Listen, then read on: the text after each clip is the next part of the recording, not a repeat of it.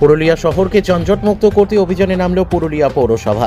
ফুটপাত দখল করে বসে থাকা অস্থায়ী দোকান এবং ব্যবসায়ীদের উচ্ছেদ করার কাজ শুরু হলো পুরুলিয়ায়। ফুটপাত দখল করে থাকা দোকানগুলিকে আগাম নোটিশ জানিয়ে জেসিবি মেশিন দিয়ে ভেঙে ফেলার কাজ শুরু হলো। সম্প্রতি পুরুলিয়া পৌরসভার বোর্ড ভেঙে প্রশাসক বসানো হয়েছে। বর্তমানে পুরুলিয়া সদর মহকুমা শাসক উৎপল কুমার ঘোষ পুরুলিয়া পৌরসভার প্রশাসকের দায়িত্বে রয়েছেন। এরপরই পুরুলিয়া শহরকে যানজটমুক্ত করতে পদক্ষেপ নিল পুরুলিয়া পৌরসভা।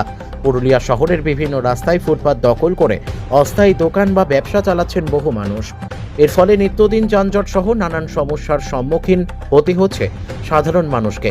অবৈধভাবে ফুটপাত দখল করে গজিয়ে ওঠা দোকানপাটগুলির মালিকদের বারবার হুঁশিয়ারি দিয়েও সমস্যার সমাধান হয়নি। এবার অবৈধ দখলদারদের উচ্ছেদ করতে করা পদক্ষেপ নিয়ে জেসিবি মেশিন দিয়ে দোকানগুলো ভেঙে ফেলার কাজ শুরু হলো। পুরুলিয়া পুরসভার আধিকারিকরা জানান, ফুটপাত দখল করে থাকা অবৈধ দখলদারদের স্থায়ী বা অস্থায়ী আচ্ছাদন ভাঙার কাজ শুরু হলো। শহর জুড়ে এই অভিযান চালানো হবে। পৌরসভার এই পদক্ষেপকে সাধুবাদ জানিয়েছেন সাধারণ মানুষেরা।